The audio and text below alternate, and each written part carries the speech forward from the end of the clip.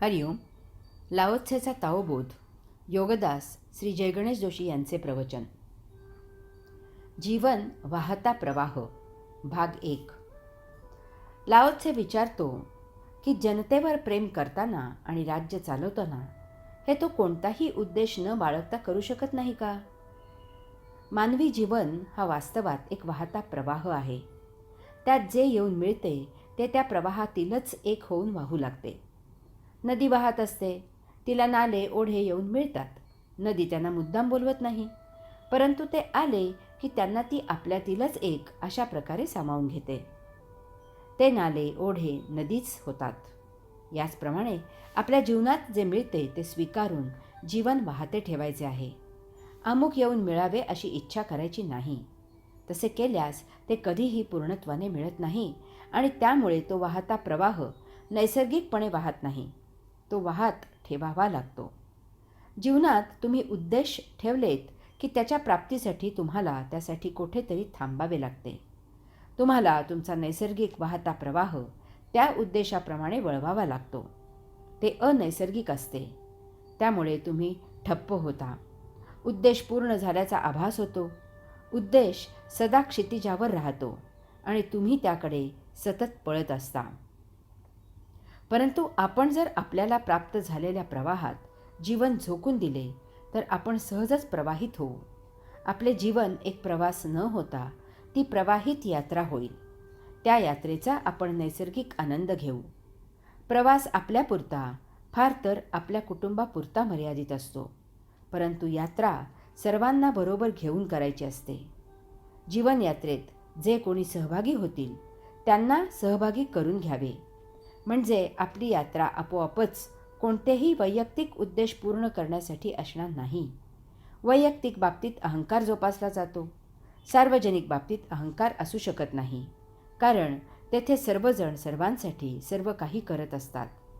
जेथे अहंकार नसतो तेथे वातावरण मुक्त असते, तेथेच कैवल्यानंद असतो, तेथेच ताओ असतो. अशा यात्रेत जीवन कसे जगावे याचे शिक्षण मिळते. जीवन जगण्यासाठी उद्देश असण्याचे कारण असत नाही. जीवन जगताना ते जिकडे नेईल तिकडे आपण प्रवास करतो. जे प्राप्त होईल त्याचा मनमुराद आस्वाद घेतो. स्वच्छंद यात्रा होते. याचा अर्थ जीवनाचा उद्देश न होता जीवन उद्देश होतो. भविष्यात काही करायचे आहे याचा ध्यास न लागता जे आत्ता घडत आहे त्यात लक्ष केंद्रित होते. भूत भविष्याचे उसासे टाकत जीवन वाया न जाता जे आत्ता या क्षणी जे समोर आहे त्याचा आस्वाद घेतला जातो.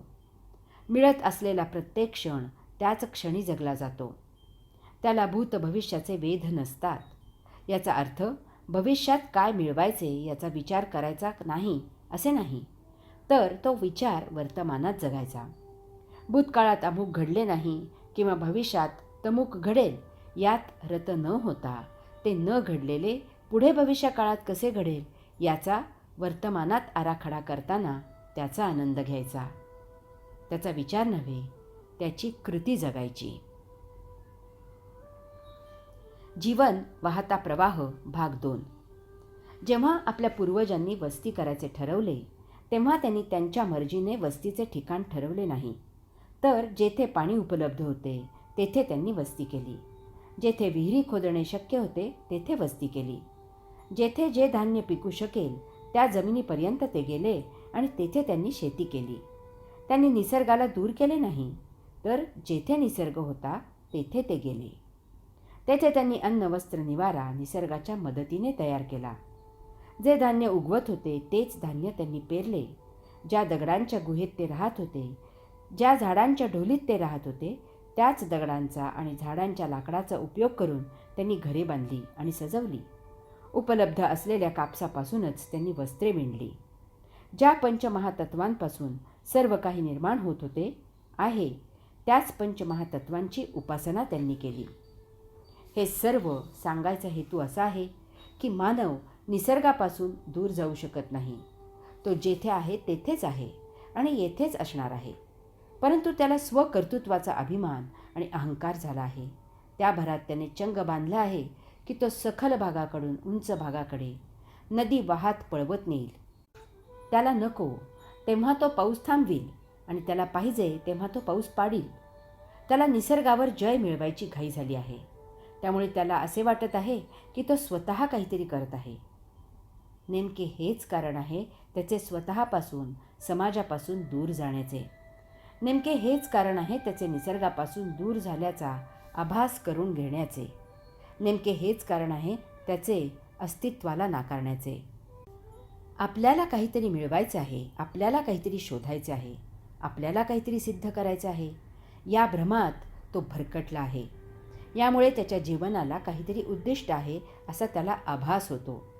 परंतु येथे काहीही मिळवायचे शिल्लक राहिलेले नाही. येथे काहीही शोधायचे शिल्लक राहिलेले नाही. येथे काहीही सिद्ध करायचे शिल्लक राहिलेले नाही.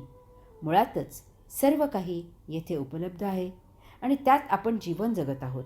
आपण यात्रा करत आहोत आणि त्यामुळे त्या यात्रेत मुळातच असलेल्या वस्तू आपल्याला दिसतात आणि आपल्याला वाटते की आपण काहीतरी नवीन पाहिले, शोधले, मिळवले. वास्तवात जे आहे ते यापूर्वी आपण पाहिलेले नसते, इतकेच. कोणी हिंदुस्थानाचा प्रवास करेल आणि म्हणेल की मी मुंबई, दिल्ली, कन्याकुमारी शोधली, तर ते जितके हास्यास्पद आहे तितकेच हेही हास्यास्पद आहे. यामुळे येथे जीवनोद्देश असू शकत नाही. तसेच तुमची जीवनयात्रा तुमच्या मर्जीने होत नाही, ती नियती घडवून आणते. यामुळे जी यात्रा घडत आहे तेच जीवन आहे. जीवनाला आणखी कसल्या उद्देशाची गरज नाही. प्राप्त जीवनात प्रवाहित असणे हाच जीवनोद्देश आहे. हरि ओम.